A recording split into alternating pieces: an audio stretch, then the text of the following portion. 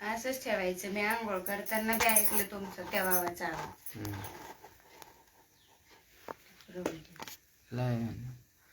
अरे वा. हरे कृष्णा कृष्णा कृष्णा हरे हरे, हरे राम राम राम हरे हरे, हरे कृष्णा कृष्णा कृष्णा हरे हरे, हरे राम राम राम हरे हरे, हरे कृष्णा कृष्णा कृष्णा हरे हरे, हरे राम राम राम हरे हरे, हरे कृष्णा कृष्णा कृष्णा हरे हरे, हरे राम राम राम हरे हरे, हरे कृष्णा कृष्णा कृष्णा हरे हरे, हरे राम राम राम हरे हरे, हरे कृष्णा कृष्णा कृष्णा हरे हरे, हरे राम राम राम हरे हरे, हरे कृष्णा कृष्णा कृष्णा हरे हरे, हरे राम राम राम हरे हरे।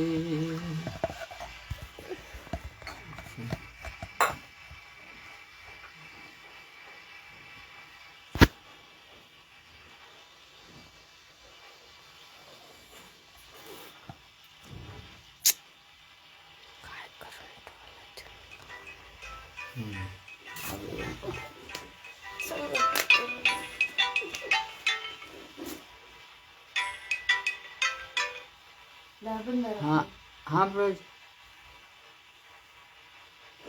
दाबून धरा, दाबून. ब्रोज हेलो असं दाबायचं. हां. हाँ लाइव हाँ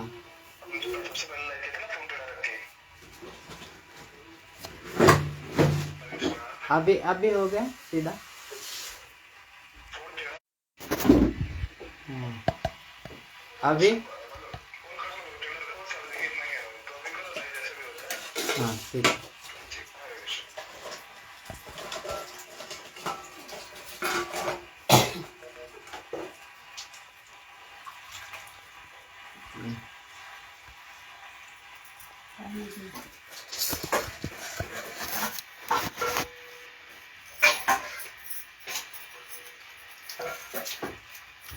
क्षमा करे।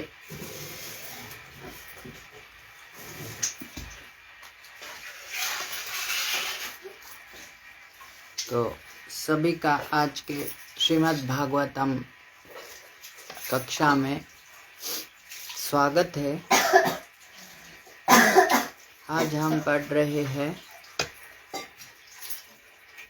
छठे स्कंद से पहला अध्याय 45 क्रमांक श्लोक से पढ़ रहे हैं। ओम नमो भगवते वासुदेवाय, ओम नमो भगवते वासुदेवाय, ओम नमो भगवते वासुदेवाय।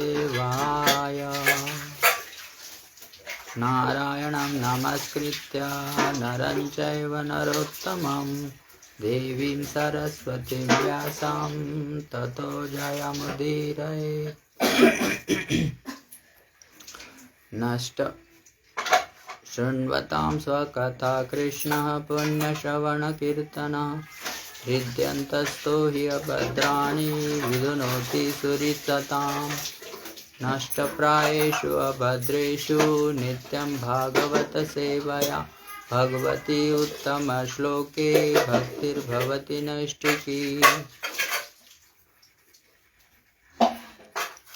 तदा रजस्तमो भावा कामलोभादयश्च ये चेतयेतैर्नाविद्धं स्थितं सत्त्वे प्रसीदति। एवं प्रसन्नमनसो भगवद्भक्तियोगतः भगवत्तत्त्वविज्ञानः मुक्तसङ्गस्य जायते।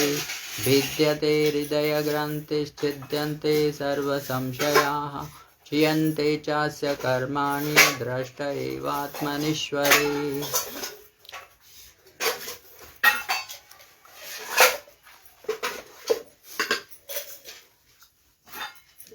तो अजामिल के जीवन का इतिहास इस अध्याय से हम पढ़ रहे हैं। छठा स्कंद पहला अध्याय, श्लोक क्रमांक है 45। येन यावान् यथा अधर्मो धर्मो वेह समीहितः स एव तत्फलं भुङ्क्ते तथा तावद् अमुत्र वै। येन यावान् यथा अधर्मो धर्मो वेह समीहितः स एव तत्फलं भुङ्क्ते तथा तावदमुत्र वै।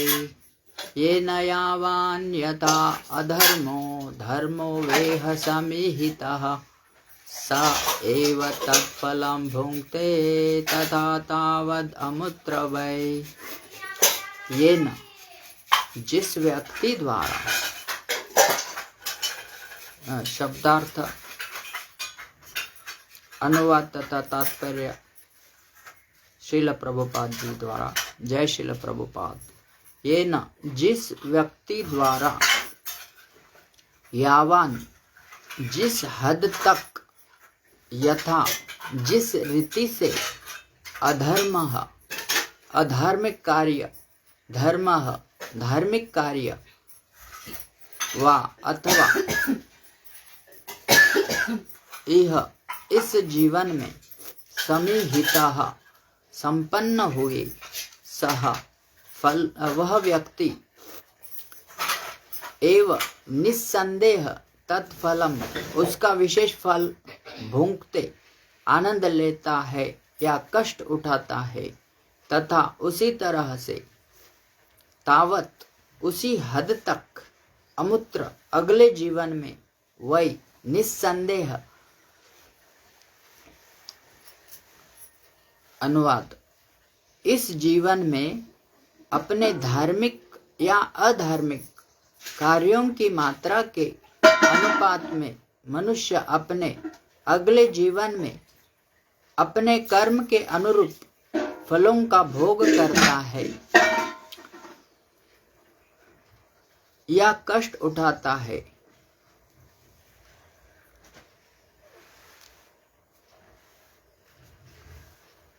तात्पर्य, भगवद गीता के 14वें अध्याय के 18वें श्लोक में कहा गया है कि ऊर्ध्वं गच्छन्ति सत्वस्था मध्ये तिष्ठन्ति राजसाः जघन्य गुणवृत्तिस्था अधो गच्छन्ति तामसाः। जो लोग सत्वगुणी होते हैं वे देवता बनने के लिए उच्चतर लोकों में भेज दिए जाते हैं। जो सामान्य रीति से कर्म करते हैं और अत्यधिक पाप कर्म नहीं करते वे इस मध्य लोक में रहते हैं, तथा जो अत्यंत घृणित पाप कर्म करते हैं उन्हें नारकीय जीवन में नीचे जाना पड़ता है। ॐ अज्ञानतिमिरान्धस्य ज्ञानाञ्जनशलाकया चक्षुरुन्मिलितं येन तस्मै श्रीगुरुवे नमः। श्रीचैतन्यमनोऽभीष्टं स्थापितं येन भूतले स्वयं रूप कदा मह्यं ददाति स्वपदान्तिकम्। वन्देऽहं श्रीगुरो श्रीयुतापदकमलं श्रीगुरुं वैष्णवांश्च श्रीरूपं साग्रजातं सहगण रघुनाथान्वितं तं सजीवं साद्वैतं सावधूतं परिजनासहितं कृष्णचैतन्यदेवं श्रीराधाकृष्णपादान् सहगणा ललिता श्रीविशाखान्वितांश्च। हे कृष्ण करुणा सिंधु दीनबंधु जगत्पते गोपेश गोपिका कांत राधा कांत नमोस्तुते। तप्त कांचन गौरांगी राधे वृंदावनेश्वरी वृषभानुसुते देवी प्रणमामि हरिप्रिये।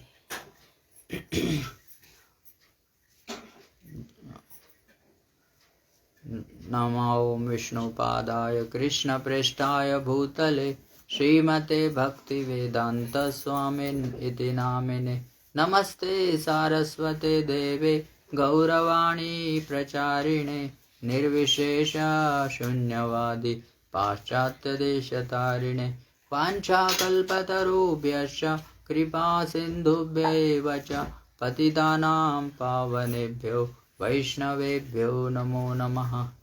नमो महावदान्याय कृष्ण प्रेम प्रदायते कृष्णाय कृष्ण चैतन्य नाम्ने गौरत्विषे नमः। जय श्री कृष्ण चैतन्य प्रभु नित्यानंद श्री अद्वैत गदाधर श्रीवासादि गौर भक्त वृंद। जय हरे कृष्णा कृष्ण कृष्ण हरे हरे हरे राम राम राम हरे हरे। हरे कृष्णा कृष्ण कृष्ण हरे हरे हरे राम राम राम हरे हरे। हरे कृष्णा कृष्ण कृष्ण हरे हरे हरे राम राम राम हरे हरे।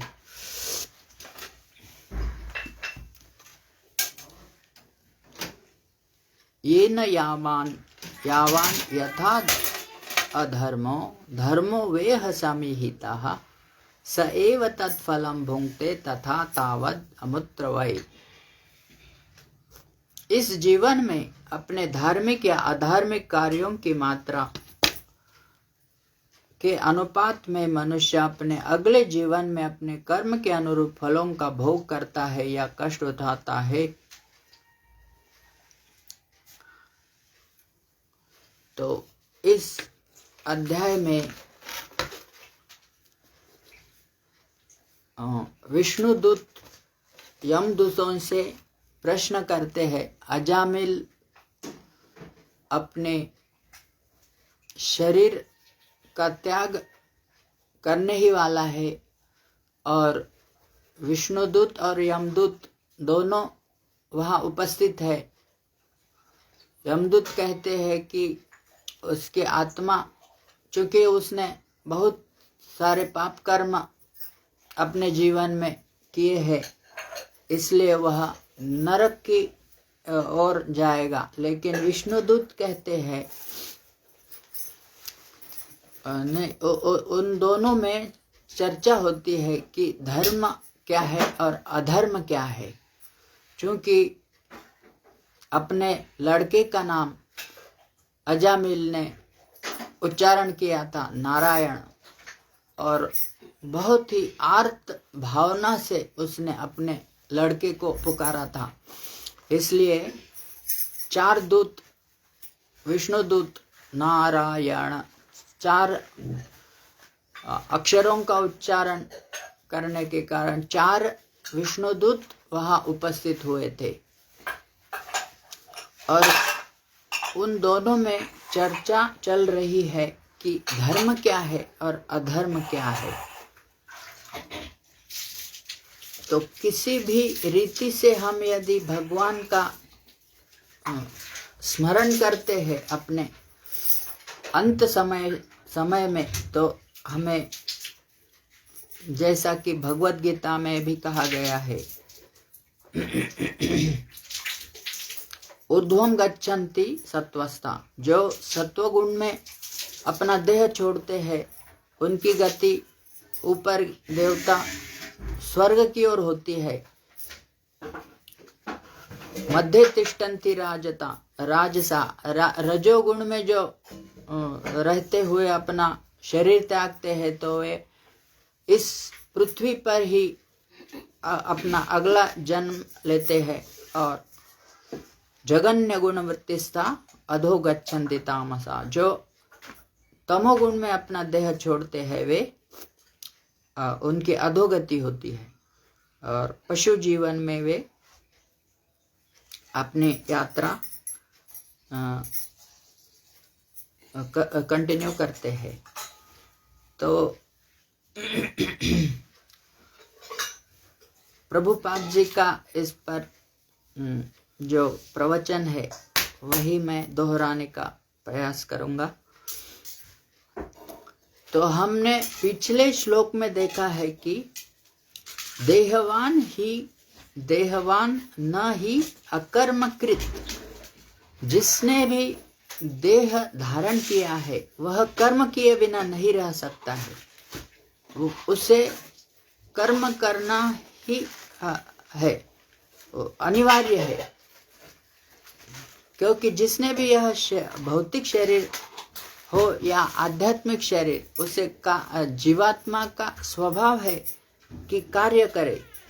भगवत गीता में भी कहा गया है कि एक क्षण के लिए भी जीवात्मा कार्य किए बिना नहीं रह सकता है और यही आत्मा का लक्षण, जीवात्मा का लक्षण है। और हमारे शरीर के अनुसार हम कर्म कर रहे हैं।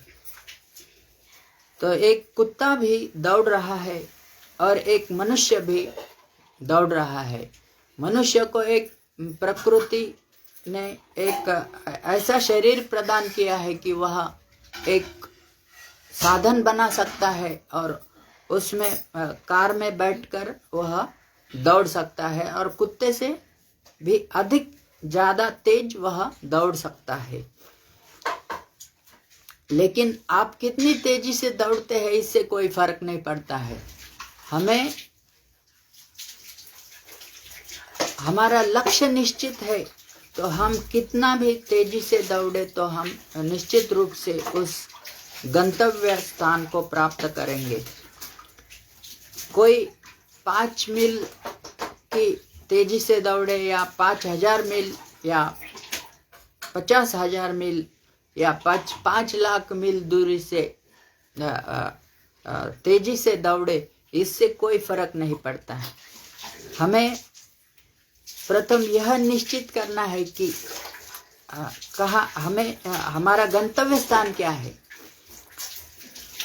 ब्रह्म संहिता में भी कहा गया है कि पंथास्तु कोटि शतवत्सर संप्रगम्य।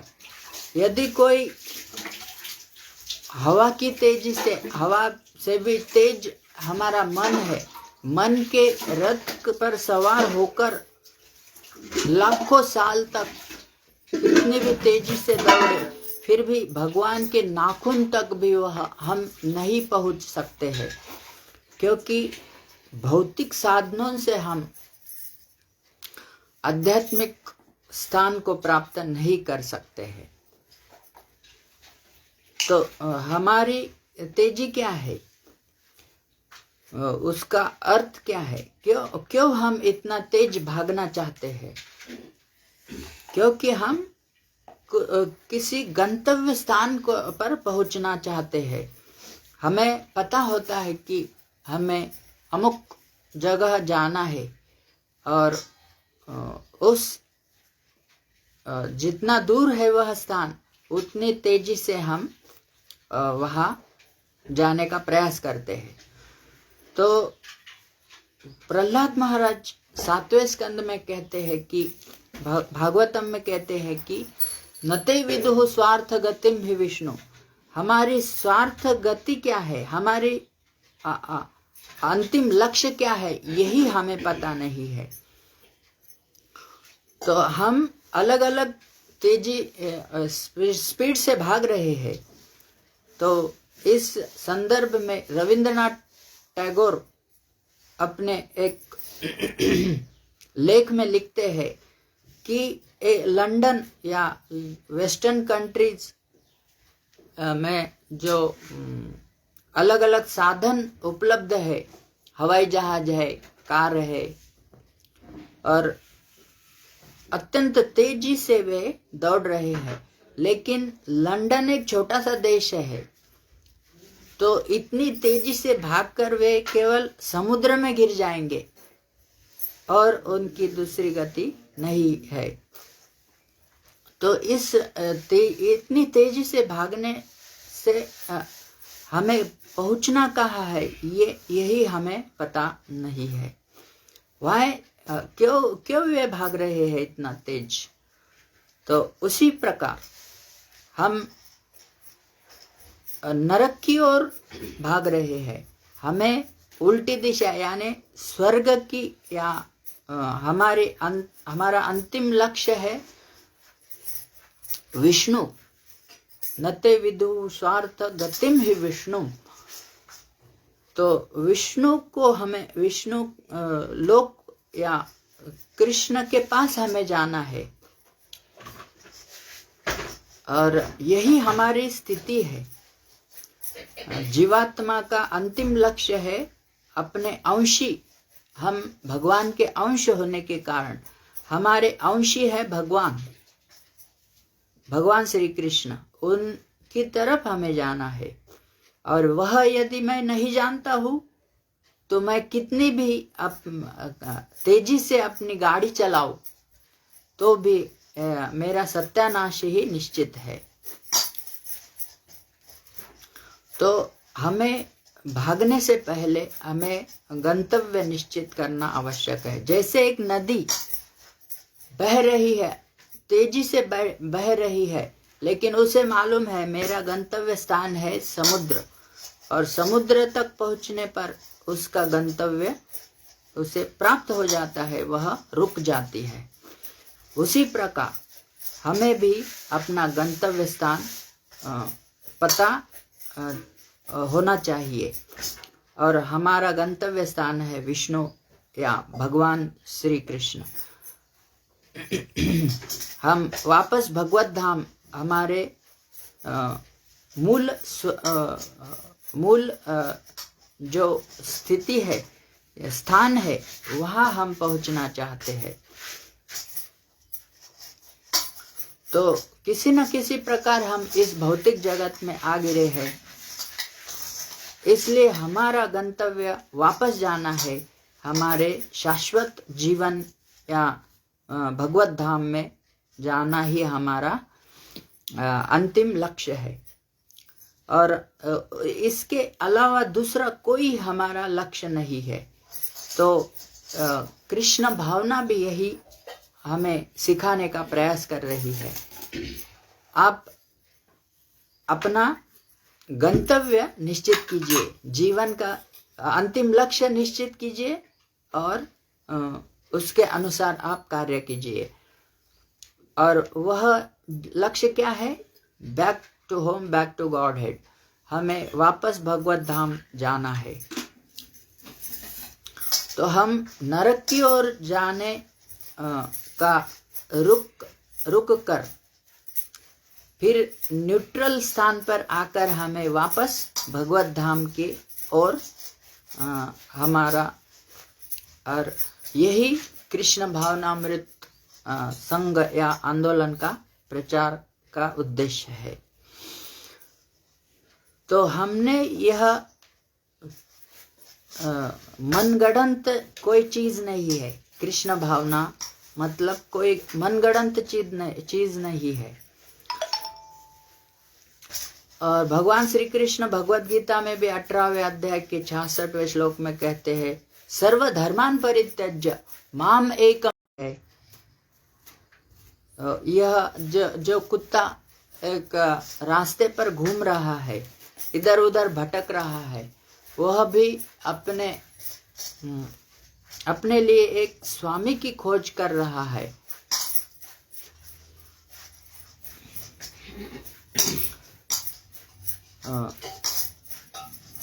और इधर उधर भाग रहा है। जिस कुत्ते का कोई स्वामी नहीं है उसका जीवन बेकार है, वह दुखी ही रहेगा। और चूंकि प्रभुपाद एक लगुना बीच इस स्थान पर टहल रहे हैं, सुबह का भ्रमण कर रहे हैं और वही यह चर्चा चल रही है, तो वहां से भी एक कुत्ता गुजरता है और वह जो ये वैष्णव जा रहे हैं वे तो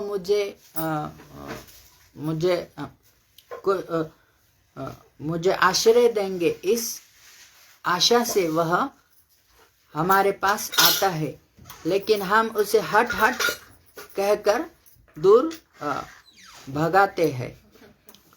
लेकिन वह चाहता है कि मेरा कोई स्वामी हो। तो हम भी दास है। हम में से हर एक दास है, सेवा कर रहा है, लेकिन हम माया के दास बने हुए हैं, इसलिए हम उदास है। माया दास सदा उदास, कृष्ण दास सदा बिंदास। तो जब तक हम अपने परम स्वामी की सेवा में रत नहीं होते तब तक हमारा जीवन असफल है। हमारा स्वभाव है कि सेवा, जीवात्मा का स्वभाव है कि वह सेवा करना चाहता है और शाश्वत सेवा न मिलने के कारण वह दुखी ही रहता है।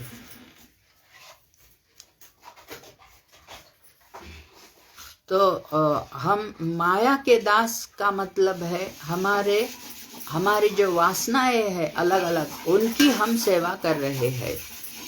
जैसे कि एक कुत्ता चाहता है कि मुझे कुछ आश्रय मिलेगा और कुछ खाने को मिल जाएगा, इसी आशा से वह भटक रहा है। वह भी चाहता है कि ये सभ्य गृहस्थ यदि मुझे स्वीकार करेंगे तो मेरा जीवन सफल होगा। लेकिन वह जब हमारे पास आता है, किसी घर पर जाता है तो उसको भगा दिया जाता है। मुझे कुछ अन्न मिलेगा क्या, ऐसा सोचकर वह द्वार द्वार घूमता है, लेकिन उसे भगा दिया जाता है। उसी तरह हम भी अलग अलग नौकरी ढूंढ रहे हैं, लेकिन हमें बोर्ड दिखाई देता है no vacancy, go out, get out. तो हमें भी इसी तरह भगाया जाता है इस भौतिक जगत में, जब तक हम हमारे परम स्वामी जो श्री कृष्ण है उनकी सेवा में हम हमारा जीवन नहीं लगाते। इसलिए हम दुखी हैं, क्योंकि हम नहीं जानते कि मेरी वास्तविक स्थिति क्या है। चैतन्य महाप्रभु भी सिखाते हैं, जीवेर स्वरूप है नित्य कृष्ण दास। जीव का मूल स्वरूप है कृष्ण की सेवा।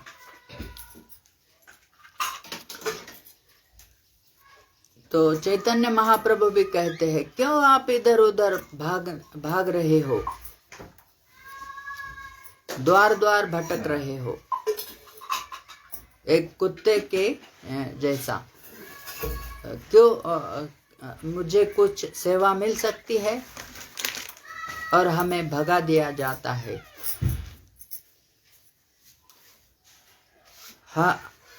हमारा स्वभाव है सेवा करना, लेकिन नाना अभिलाष, हमारे अलग अलग इच्छाओं के कारण हम दुख भुगत रहे हैं। कृष्ण के अलावा जो भी हम अभिलाषा करते हैं, अन्य अभिलाषिता शून्यम ज्ञान कर्म आदि अनावृतम आनुकूल्येन कृष्णानुशीलनम भक्तिरुत्तम। तो जब तक हम अन्य सब अभिलाषा छोड़कर सर्व धर्मों का त्याग करके जब तक हम कृष्ण की शरण नहीं लेते हैं, तब तक हम दुखी ही रहेंगे।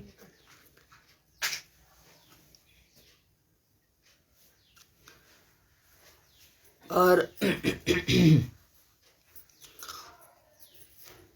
हमारे लिए जब अपनी इंद्रियों को संतुष्ट करने का प्रयास करते हैं तो हम दुखी ही रहते हैं ऋषि, क्योंकि हमारे इंद्रियों का स्वभाव है ऋषिकेश सेवनम। जब तक हम ऋषिकेश जो सभी इंद्रियों के स्वामी है उनकी सेवा में जब तक हम हमारे ऋषिक या इंद्रिय नहीं लगाते हैं, तब तक हम किसी भी परिस्थिति में संतुष्ट नहीं हो सकते हैं। जैसे एक मछली जब तक उसे पानी में रखा जाता है तभी वह संतुष्ट है। हम जमीन पर उसे कितनी भी सुविधाएं प्रदान करें, गुलाब जामुन खिलाए या गद्दी दे दे, फिर भी वह संतुष्ट नहीं हो सकती है। तो चैतन्य महाप्रभु भी कहते हैं कि जीवेर स्वरूप है नित्य कृष्ण दास। हमारा स्वरूप है कि दास बनना, और यही कृष्ण भावना है। हम भी सिखा रहे हैं कि आप इस भौतिक जीवन में दुख भोग रहे हैं और इस मनुष्य जीवन में आकर हमारी स्थिति क्या है यह जानना हमें अनिवार्य है। और मनुष्य जीवन में ही हम जान सकते हैं कि मेरा लक्ष्य अंतिम गंतव्य क्या है। लेकिन हम इतनी प्रगति कर चुके हैं कि हम कुत्ते और बिल्ली से स्पर्धा कर रहे हैं, उनसे भी ज्यादा तेज भाग रहे हैं और हम समझ रहे हैं कि हम प्रगत हो गए हैं।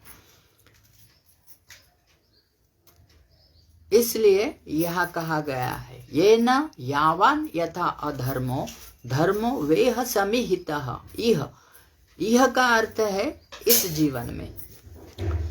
स एव तत्फलम भुंक्ते तथा तावत अमुत्र वै। अमुत्र का अर्थ है अगला जीवन। तो हम अगले जीवन की तैयारी कर रहे हैं। जैसा हम अभी इस जीवन में कार्य कर रहे हैं उसी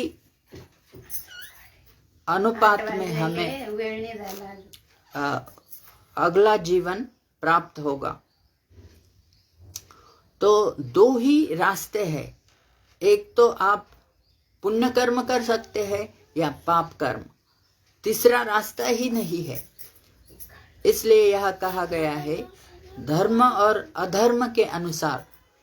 और धर्म का मतलब है कृष्ण की सेवा करना, कृष्ण के दास बनना, और अधर्म का अर्थ है माया के दास बनना। तो एक रास्ता है अधर्म का जो पुण्य कर्म का रास्ता है, और दूसरा है अधर्म का या पाप कर्म का। तो यहाँ दोनों का भी उल्लेख किया गया है। ये न यावान यथा अधर्मः धर्मः। धर्म यानी धर्म का मतलब है स्वाभाविक, हमारा स्वभाव धर्म। जैसे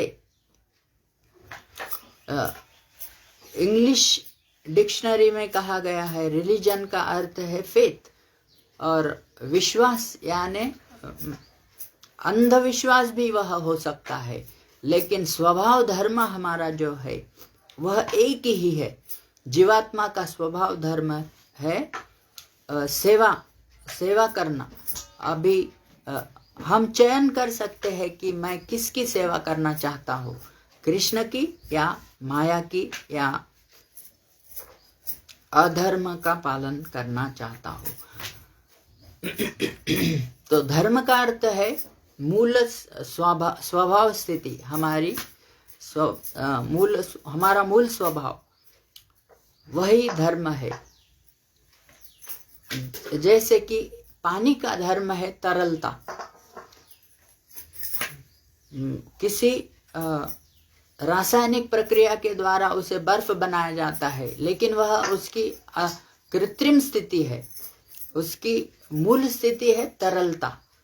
तो जब भी उसे संधि प्राप्त होती है वह तुरंत अपने मूल स्थिति में आ जाता है, जो कि है तरलता। उसका गुण धर्म है और उसे हम पानी से अलग नहीं कर सकते हैं। तो हमारी भी स्थिति इस भौतिक देह धारण करने के कारण हमारी भी स्थिति है भगवान की सेवा छोड़कर हम माया की सेवा में रत है, क्योंकि हम नहीं जानना चाहते हैं कि मेरे परम स्वामी कौन है, भगवान कौन है, मैं कौन हूँ और मेरा अंतिम लक्ष्य क्या है, मृत्यु के बाद मेरा क्या होता है, इस जगत से मेरा क्या संबंध है, मैं 3 ताप क्यों भुगत रहा हूँ, क्यों मैं इतना पुण्य कर्म करके भी मेरे जीवन में दुख आ रहे हैं। तो कृष्ण कहते हैं भोक्तारम यज्ञ तपसाम सर्वलोक महेश्वरम। भगवद गीता के 5वें अध्याय के 29वें श्लोक में भगवान कहते हैं कि भोक्तारम यज्ञ तपसाम, सभी यज्ञ हम जो कर्म रूप में कर रहे हैं यह भी एक यज्ञ ही है। यज्ञ कर्म समुद्भवः। तो जो कर्म रूप में हम यज्ञ कर रहे हैं उसके भोक्ता है भगवान श्री कृष्ण। सर्वलोक महेश्वरम, और सभी लोक जो 14 लोक की सृष्टि है, सभी सृष्टि के वे महेश्वर है। महेश्वर यानी परम ईश्वर, उसके नियंत्रक है। तो भगवान और भोक्ता भी वे ही है, वे ही स्वामी है, परम स्वामी है और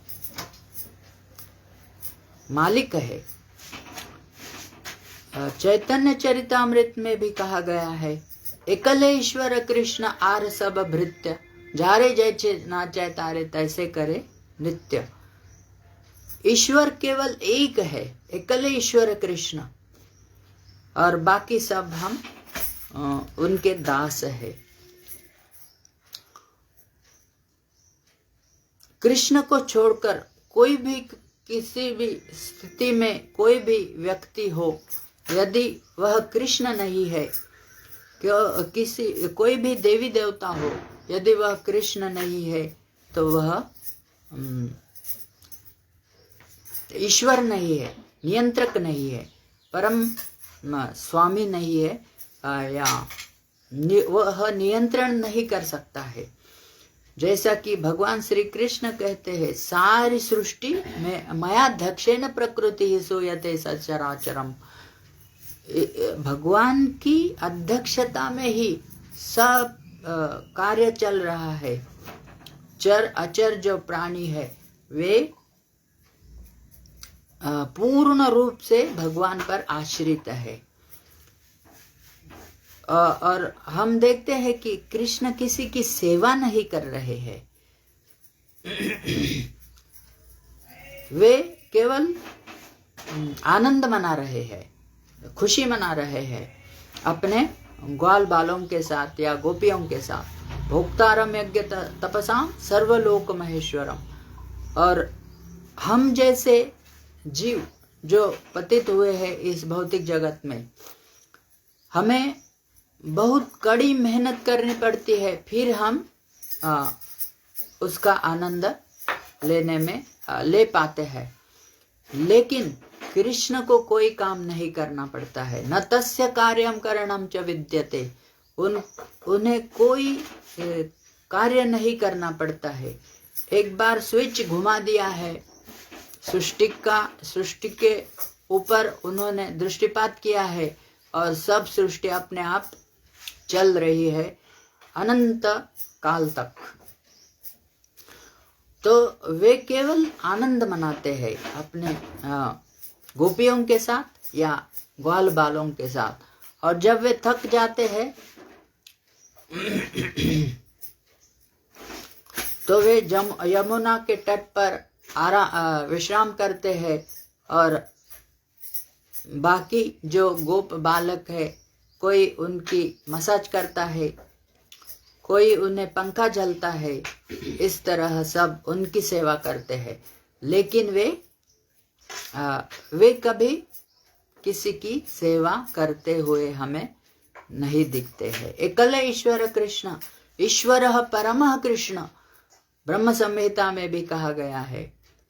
एकमात्र नियंत्रक है भगवान श्री कृष्ण और शाश्वत रूप से वे स्वामी है किसी भी स्थिति में। और वे सुप्रीम कंट्रोलर कृष्ण है, परम स्वामी है। अभी यहाँ कोई भी नहीं कह सकता है कि मैं सभी लोगों का नियंत्रक हूँ या स्वामी हूँ। कोई यूनाइटेड स्टेट्स अमेरिका का भी अध्यक्ष जो है, उसे भी वह भी नहीं कह सकता है कि मैं परम नियंत्रक हूँ, सभी लोगों का महेश्वर या स्वामी हूँ। जैसे ही जनता उन्हें पसंद नहीं करती है, तुरंत उन्हें नीचे आना पड़ता है। और यही हम नहीं समझ पाते हैं। इस जगत में मेरे ऊपर कोई ना कोई श्रेष्ठ व्यक्ति है, वह उसके नियंत्रण में मैं हूँ। लेकिन कृष्ण ही एकमात्र ऐसे व्यक्ति है जो जिनके ऊपर कोई भी नियंत्रक नहीं है। वे सबके नियंत्रक है। हम नियंत्रित है, भगवान नियंत्रक है। इसलिए हमें कंडीशन या बद्ध जीव कहा जाता है, बद्ध जीवात्मा। और यही असली विज्ञान है, वास्तविक विज्ञान है। भगवान का मतलब है वे ईश्वर है, नियंत्रक है, सब कुछ के वे नियंत्रक है। ही इज omnipresent, हमेशा वे अस्तित्व में रहते हैं।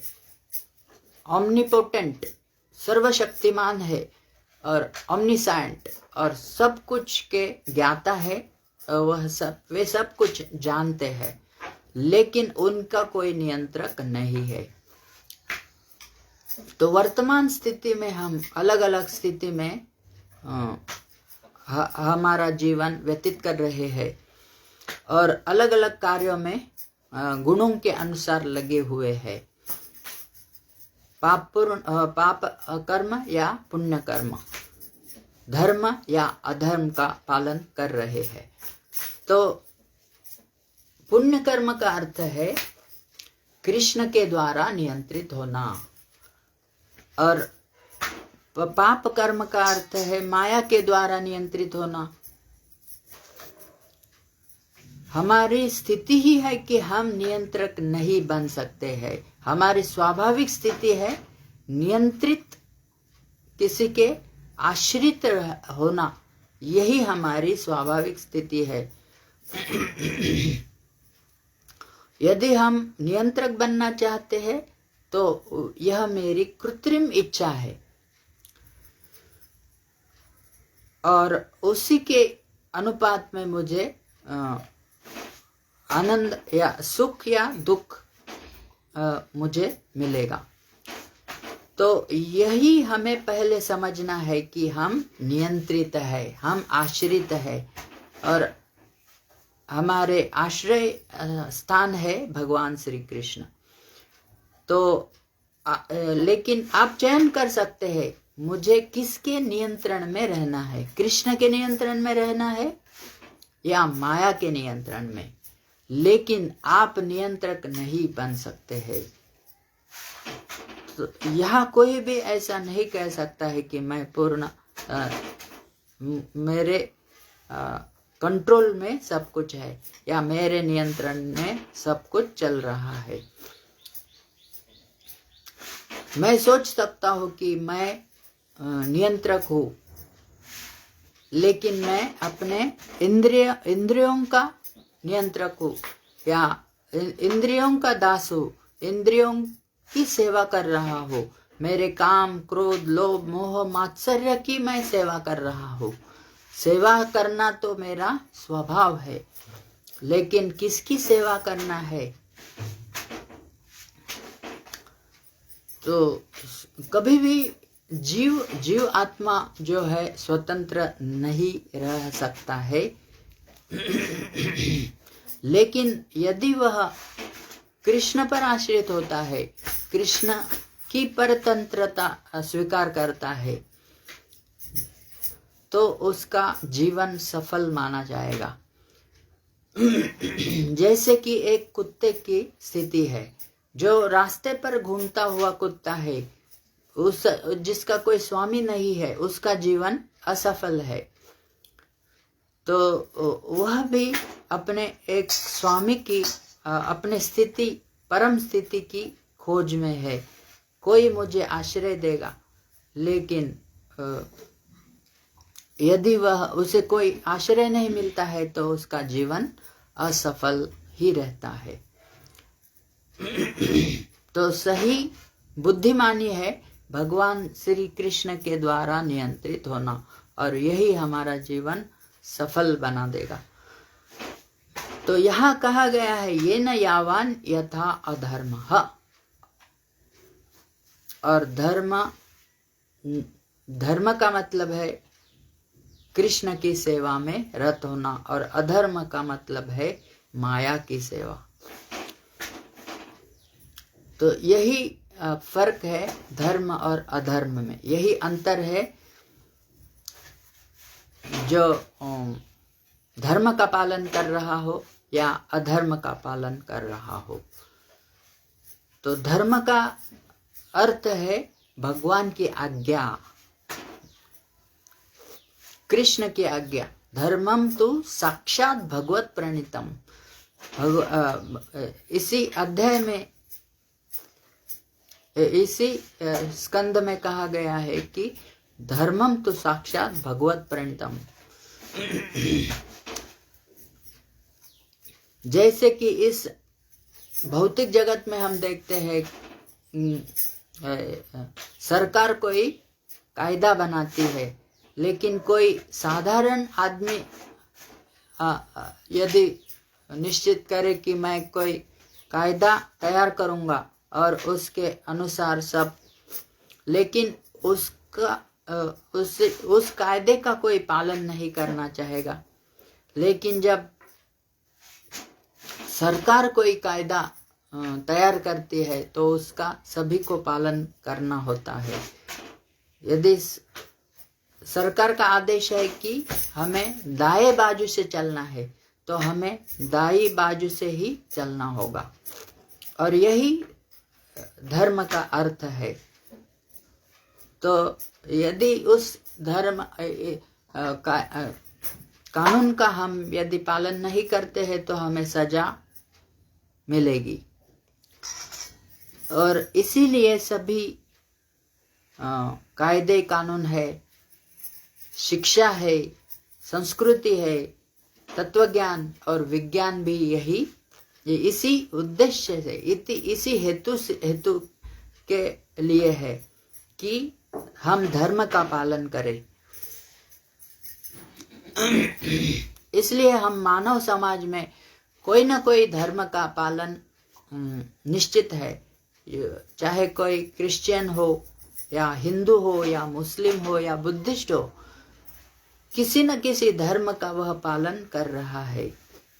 और इसी तरह जो प्रगत राष्ट्र है वे भी धर्म का पालन करते हैं। क्यों? क्योंकि यह धर्म का मतलब ही है कि भगवान के आदेशों का पालन करना,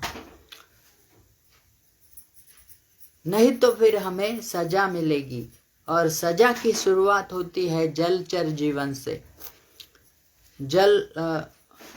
जल में रहने वाले प्राणी, फिर हमें पेड़ या पौधा बनना पड़ेगा, फिर कोई कीटक बनेगा या कोई सांप या जो रेप्टाइल से इंसेक्ट्स है उनका शरीर मिलेगा। उसके बाद पक्षी जीवन हमें मिलेगा।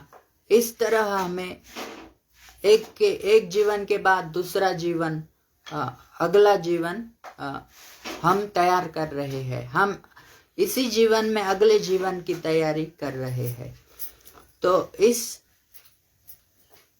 फिर इस तरह हमारी प्रगति होकर हमें मनुष्य देह प्राप्त होता है। और धर्म मनुष्य जीवन के लिए ही धर्म का विधान है। अतः तो ब्रह्म जिज्ञासा, यदि मनुष्य देह प्राप्त करके हम धर्म में प्रगति नहीं करते हैं, धर्म का पालन नहीं करते हैं, तो हमें फिर से इसी प्रक्रिया में जन्म मृत्यु बुढ़ापा बीमारी इसी चक्र से हमें गुजरना पड़ेगा। और अनेक जन्म हमने इसमें खर्च किए हैं, लेकिन इस मनुष्य देह में हम अभी हमारा गंतव्य स्थान क्या है निश्चित कर सकते हैं और हमारा जीवन सफल कर सकते हैं। सभी शास्त्रों का भी यही शिक्षा है कि शास्त्र कहते हैं कि मेरी स्थिति है सेवा करना और परम स्वामी है कृष्ण, उनकी सेवा करने से ही मेरा मनुष्य जीवन सफल होगा। और यदि मैं कृष्ण की सेवा नहीं करता हूँ और किसी एक महान व्यक्ति या देवी देवताओं की, लेकिन वह कृष्ण नहीं है, तो मैं अधर्म का ही पालन कर रहा हूँ। तो धर्म या अधर्म दो ही वस्तुएं हैं, दो ही रास्ते हैं। और चयन हमारा है, जिसका भी हम चयन करना चाहते हैं मनुष्य जीवन में, तो उसके अनुपात में उसी हिसाब से हमें उसका फल प्राप्त होगा। जैसे एक हाई कोर्ट का जज का जो वेतन रहता है और एक साधारण बर्तन धोने वाला जो व्यक्ति है उसका वेतन, इसमें भेद होता है। एक बर्तन धोने वाला व्यक्ति हाई कोर्ट जज का वेतन की आशा नहीं रख सकता है, उसकी अपेक्षा नहीं कर सकता है। तो स एव तत्फलम भुंक्ते तथा तावत अमुत्र वै। अमुत्र का अर्थ है अगला जीवन। हमारा अगला जीवन इसी हिसाब से होगा। तो हमारा जीवन भी शाश्वत है, जीवात्मा शाश्वत है।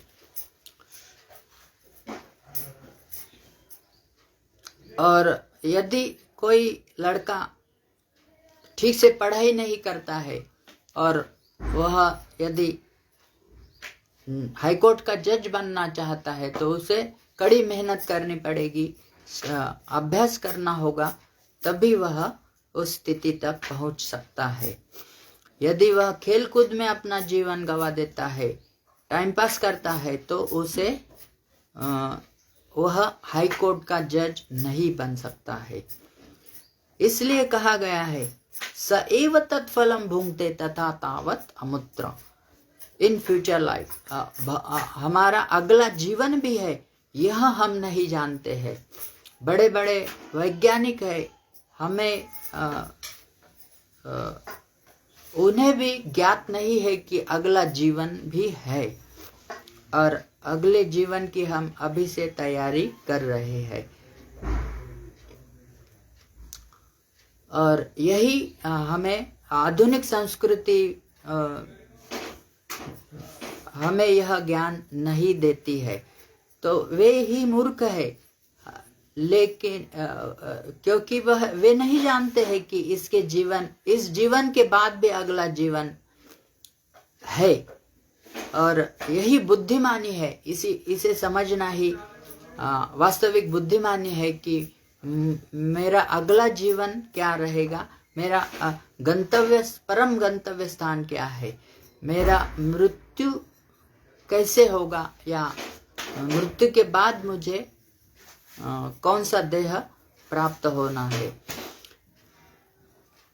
क्योंकि भगवत गीता में भी कहा जातस्य ही ध्रुवो मृत्यु ध्रुवम जन्म मृतस्य च। जिसका भी जन्म हुआ है उसका मृत्यु निश्चित है, और मृत्यु अर्थात अगला जीवन निश्चित है। और यही हमें जानना अनिवार्य है, अति आवश्यक है। और कैसे हम जान सकते हैं, क्या मुझे तैयारी करना है, मैं कहाँ जाऊंगा, और यही भगवत गीता में कहा गया है। यान्ति देवव्रता देवान। जैसे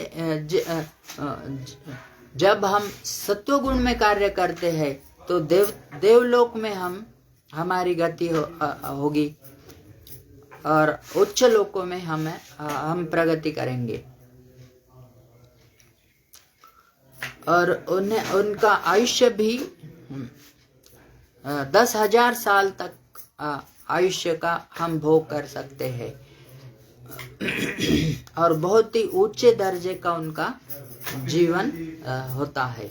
यान्ति देवव्रता देवान यान्ति पितृव्रतः पितृन यान्ति पितृव्रतः। और यदि आप पितृलोक से आसक्त है तो हमारी गति पितृलोक में होगी, हम वहां भी जा सकते हैं। भूतेज्जा यान्ति भूतानि। और यदि आप इस भौतिक जगत से ही आसक्त है तो इसी भौतिक जगत में आपको दूसरे शरीर में देह प्राप्त होगा। मध्याजिनो अपि यान्ति माम। लेकिन यदि हम कृष्ण भक्त बनते हैं, मेरा भक्त बनते हैं, भगवान श्री कृष्ण कहते हैं मध्याजिनो अपि यान्ति माम, तो मेरे पास आओगे। और हम चयन हमारा है, चॉइस हमें करना है, चुनना हमें है कि मैं कहाँ जाना चाहता हूँ। और मनुष्य देह में ही हम यह चयन कर सकते हैं। तो क्या फर्क है स्वर्गलोक में जाने में या कृष्ण लोक, क्या फर्क पड़ता है, अंतर क्या है? तो अंतर यह है कि आप ब्रह्म भुवना लोका पुनरावर्तिनो अर्जुन। हम इस भौतिक जगत के कितने भी ऊंचा लोक में जाए, हमें फिर से यहाँ भूमि पर आना पड़ेगा। तो एक बिल्डिंग का भी उदाहरण दिया जाता है। यदि 14 माले की बिल्डिंग है, ऊपर 7 माले है और नीचे 7 लोक है, तो हमें यदि बाहर निकलना है तो हमें पहले ग्राउंड फ्लोर पर आना पड़ेगा, फिर वहां से हम बाहर निकल सकते हैं। तो यह पृथ्वी लोक जो है वह भी ग्राउंड फ्लोर की तरह है, हम यहाँ से ही छूट सकते हैं, नहीं तो या तो हम ऊपर जाएंगे या नीचे जाएंगे। जैसे जत्रा में वह फेरी व्हील होता है, उसी तरह हमारी गति होगी। तो भगवान श्री कृष्ण कहते हैं कि यदि आप मेरी भक्ति करोगे तो मेरे पास आओगे। तो क्यों ना हम यही चयन करें, कार्य तो मुझे करना है, कार्यरत रहना मेरा स्वभाव है, सेवा करना मेरा मूल स्वभाव है, वास्तविक स्वभाव है, मेरा नेचर है। तो क्यों ना मैं भगवान की सेवा करूं। इतने जीवन में दुख भुगत रहा हूँ, कभी पानी में जीवन मैंने व्यतीत किया है, कभी पेड़ों का जीवन प्राप्त किया है, कभी पौधे के रूप में, कभी कीटाणु के रूप में, कभी सर्प के रूप में, कभी पक्षी के रूप में। और इस चक्र से गुजरने के बाद मुझे यह मनुष्य देह प्राप्त हुआ है। क्यों न मैं यह जीवन भगवान को समर्पित कर दूं। और पक्षी जीवन भी एक ही पक्षी नहीं है, बड़े बड़े पक्षी है, जैसे गरुड़, ईगल जो पक्षी होता है, बहुत बड़े बड़े ऐसे पक्षी हैं जो एक लोक से दूसरे लोक तक अपना प्रवास करते हैं। जैसे इस भौतिक जगत में हम देखते हैं कि पक्षी एक पेड़ से दूसरे पेड़ की पेड़ पर जाते हैं या प्रवास करते हैं। उसी तरह बड़े बड़े जो पक्षी होते हैं, गरुड़ जैसे, उनका गंतव्य स्थान एक लोक से दूसरे लोक में होता है। और उनका अंडे जब वे देते हैं, ये बड़े पक्षी, वह अंडा नीचे आने तक तो उसमें से दूसरा पक्षी तैयार होता है। और उनका अन्न भी, एक हाथी भी वे निगल जाते हैं। वे उनका एक हाथी जैसे प्राणियों को भी वे खा जाते हैं। तो यही भगवान की सृष्टि है। और इसी जीवन से हम अनेक जन्मांतर से प्रयास कर रहे हैं। तो भगवद गीता में कहा गया, ये यथा माम प्रपद्यन्ते, जैसी जितनी मात्रा में मैं शरणागत हूँ भगवान के प्रति या माया के प्रति, उतनी मात्रा में मुझे उसका फल मिलेगा। भगवान भी अत्यंत कृपालु है। जैसा हम चाहते हैं उसी प्रकार हमारी गति हमें देते हैं। जैसी हमारी इच्छा है उसी प्रकार से हम देह प्राप्त करते हैं। तो हमारी इच्छा पर निर्भर करता है कि मैं क्या चाहता हूँ और मैं क्या इच्छा रखता हूँ। और इच्छा रखने जैसा है केवल कृष्ण भावना। और इसी कृष्ण भावना का स्वीकार करने से ही आप जीवन में सुखी बन सकते हैं।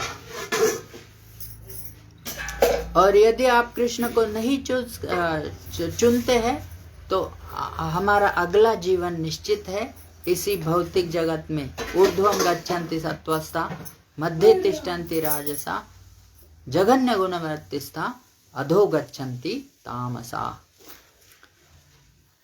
और यह हमारे लिए अच्छा नहीं है। भूत्वा भूत्वा प्रलीयते, अनेक बार हम यहाँ आकर अनेक शरीरों में यह प्रवास कर चुके हैं। एक स्थिति में हम रहते हैं, फिर वह उस स्थिति को छोड़ना पड़ता है, फिर दूसरी स्थिति में हम आ जाते हैं, उसको छोड़कर दूसरी स्थिति हमें प्राप्त करना पड़ती है। और इसी चक्र में हम फंसे हुए हैं। तो आधुनिक शिक्षा ने हमें मंद बुद्धि बना दिया है। डल हेडेड जो तथाकथित ज्ञान हम आज प्राप्त कर रहे हैं, उसने इतना हमें जड़ बुद्धि बना दिया है कि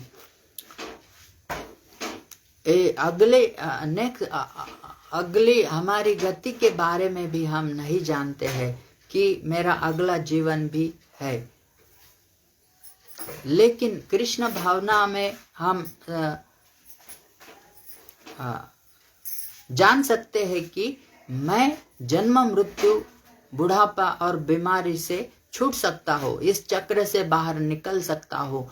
इसी का प्रशिक्षण यहाँ दिया जाता है और यह बहुत ही वैज्ञानिक ढंग से बताया गया है कि कैसे हम